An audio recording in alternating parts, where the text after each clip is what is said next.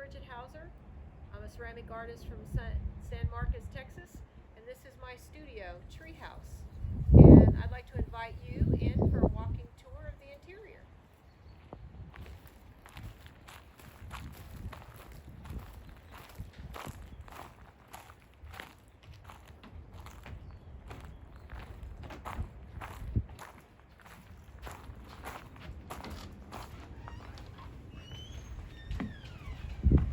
Come on in.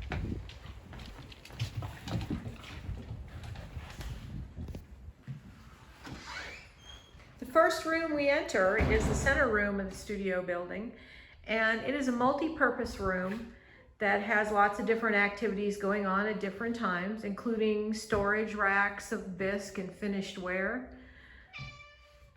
My studio mate, Kim Owens, on the other side has a few racks of her own ware. And we have the slab roller. Everything is on wheels, so if we need it in our studio spaces or need to pull it out and use it in the middle of the room, we can. The back of the area in this little alcove is our glaze kitchen, where we can mix up batches, testing, so forth. We have a table set up with dry materials and the scale. Coming around this way, you can see that we have a kitchen, i.e. sink, and above it, again, more scales and things that we can use for mixing glazes. Here we have more dry materials all the way to the ceiling and to the floor. On the other side of that rack is wet glazes, bits and pieces of them that I've mixed up or have taken out of the bigger barrels so that I can do the decorating on my work. And I'll show you that goes basically floor to ceiling as well. Over here, I keep my low temperature or multi-purpose things such as speed balls.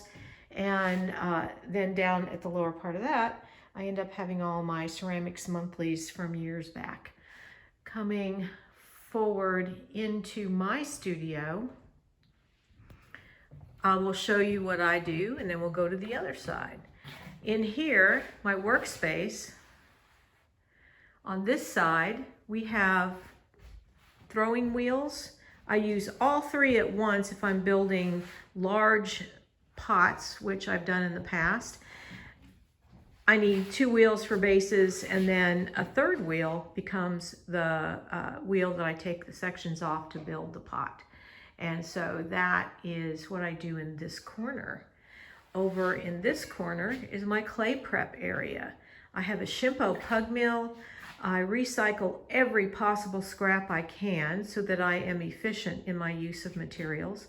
I do have a stack of clay, but I will also take all of my trimming scrap and lost greenware, slake them down, and pour the wet sludge of that onto this plaster table with a sheet over it. I use the sheet to cover it up to make sure I get no plaster in it.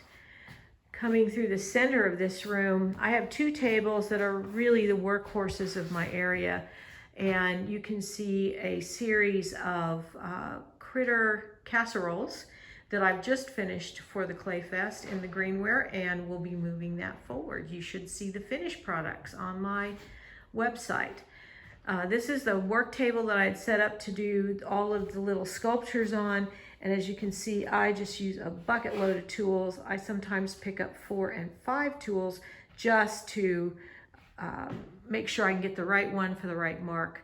I use an iPad for looking at images as I'm doing the sculpture, and then a magnifying light to do the really fine stuff.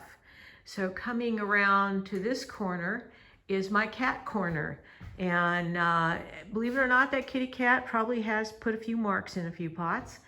This is our glaze, or my glaze area, that has lots and lots of buckets of wet glaze. And that's because I keep using all different colors and combinations of colors and the colors that 2 glazes might make over top of each other to do the decorating on the animals and the pots. And it just kind of brings the whole thing alive. This table is used for glaze decorating, waxing, and moving things forward in that regard. And just like my sculpture tools, I end up having just a ton of brushes so that I can pick up several until I find the one that makes the right mark and the right space. And up here on the windowsill, you can see a collection of items that have just been from nature and inspired me along the way. So I have petrified bugs and skulls and birds' nests and wasp nests, and it's just a fun little area when I find something new and add to it. It always delights me. Coming on through to the other side of the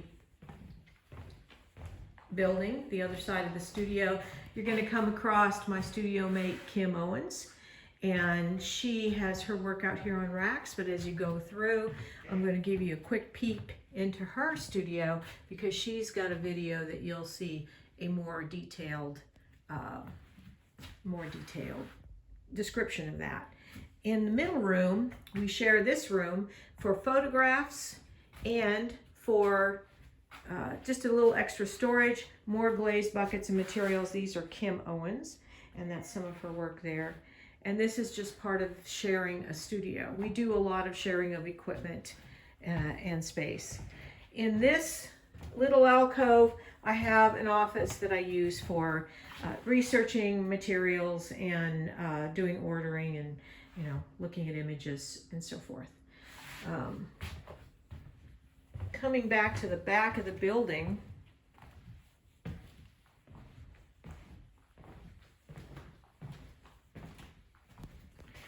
we are going to the kiln yard. And out here, I share my kilns with Ms. Owens, and we have a small kiln here that's a Paragon, and then we have a larger scut right here, which is useful for bisque firings.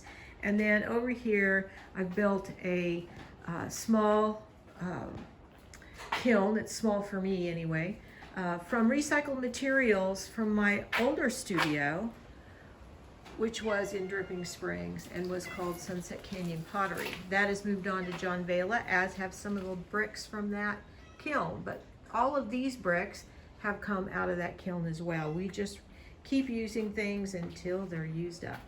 I like to keep a very tidy and neat space when it comes to stacking and loading a kiln, with everything in order of size and shape, so that when I'm loading, it becomes a much easier task than digging through disorganized piles.